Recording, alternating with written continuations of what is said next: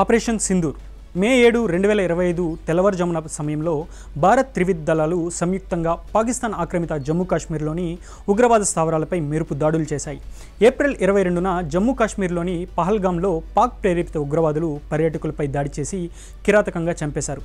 భార్య పిల్లల ముందే మతం అడిగి మరీ విచక్షణారహితంగా దాడి చేశారు. ఈ దాడిలో 25 మంది భారతీయులు, ఒక నేపాలీ మృతి చెందారు. అయితే ఈ దాడి లష్కరే తోయిబాకు చెందిన టీఆర్ఎఫ్ సంస్థ చేపట్టినట్టు భారత్ ఆరోపిస్తోంది.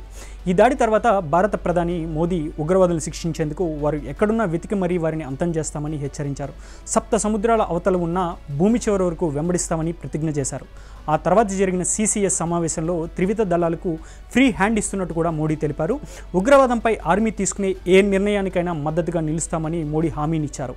ఈ నేపథ్యంలో భారత సాయుధ దళాలు ఆపరేషన్ సింధూర్ను ప్రారంభించాయి. ఈ ఆపరేషన్ లక్ష్యం పాకిస్తాన్ POKలోని ఉగ్రవాద స్థావరాలను ధ్వంసం చేయడంతో పాటు భారత్పై దాడులు ప్లాన్ చేసే సామర్థ్యాన్ని కూడా నాశనం చేయడం.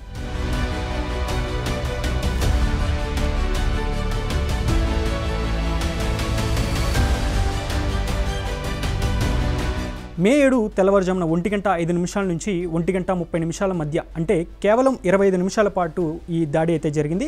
Bharat army, air force, navy కలిసి ఈ ఆపరేషన్ను సమర్థవంతంగా నిర్వహించాయి. స్కాల్ప్ అంటే Storm shadow cruise missiles, high precision stand of ఆయుధాలను ఉపయోగించి 24 ఖచ్చితమైన మిసైల్ దాడులు అయితే చేశారు. ఈ దాడులు భారత గగనతలం నుంచే జరిగాయి. భారత వైమానిక దళం పాకిస్తాన్ గగనతలంలోకి ప్రవేశించకుండానే ఖచ్చితమైన లక్ష్యంతో ఈ దాడులు అయితే చేశారు.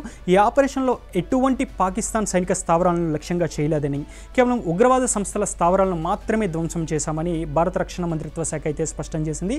భారత్ మొత్తం 9 ఉగ్రవాద స్థావరాలను లక్ష్యంగా చేసింది. ఈ స్థావరాలు పాకిస్తాన్లోని పంజాబ్ ప్రావిన్స్, పాకిస్తాన్ ఆక్రమిత కాశ్మీర్లోనే ఉన్నాయి. జైషే మహమ్మద్ ప్రధాన కార్యాలయం, శిక్షణా కేంద్రం ఉన్న బహవల్పూర్లోని మర్కజ్ సుబాన్ అల్లా స్థావరంపై ఈ దాడి అయితే జరిగింది. ఈ స్థావరంలోనే ఉగ్రవాదులకు రిక్రూట్మెంట్, అలాగే శిక్షణ కూడా జరుగుతూ ఉంటుంది. ఇక 2008 ముంబై దాడులకు సంబంధించి అజ్మల్ కసాబ్, డేవిడ్ హెడ్లీ వంటి వారు శిక్షణ పొందిన మురిత్కేలోని లష్కరే తోయిబా శిక్షణ కేంద్రమైన మర్కజ్ తైబా పైన కూడా ఇండియన్ ఆర్మీ అయితే దాడి చేసింది.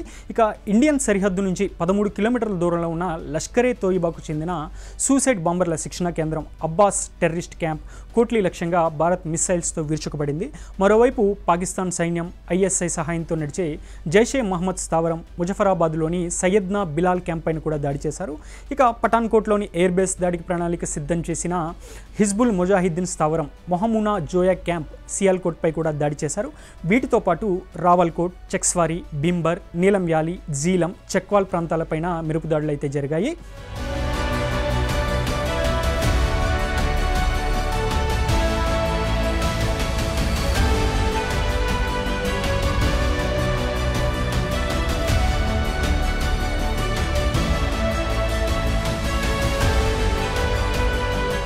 అయితే భారత్ చేసిన ఆపరేషన్ సింధూర్లో దాదాపు 70 మంది ఉగ్రవాదులు హతమయ్యారని, 60 మందికి పైగా గాయపడ్డారని తెలుస్తోంది. మధ్యస్థాయి నుండి ఉన్నత స్థాయి ఉగ్రవాద కమాండర్లు, శిక్షణాకర్తలు, లాజిస్టిక్స్ అధికారులు కూడా ఈ దాడుల్లో మరణించారని ప్రచారం జరుగుతోంది.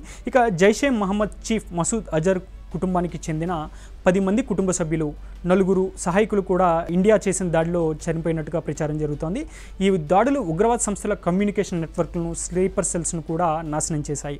భారత్ ఈ లక్ష్యాలను ఎంచుకోవడానికి శాటిలైట్ నిఘా, హ్యూమన్ ఇంటెలిజెన్స్, ఇంటర్సెప్టెడ్ కమ్యూనికేషన్స్ను ఉపయోగించింది. అయితే పాకిస్తాన్ మాత్రం ఈ దాడుల్లో 26 మంది పౌరులు మరణించారని, 46 మంది గాయపడ్డారని ఆరోపణలు చేస్తోంది. అయితే భారత్ మాత్రం పౌర నష్టాన్ని తగ్గించేందుకు జాగ్రత్తలు తీసుకున్నామని, ఉగ్రవాద స్థావరాలు తప్ప పౌర ప్రాంతాలను లక్ష్యంగా చేయలేదని చెప్పింది.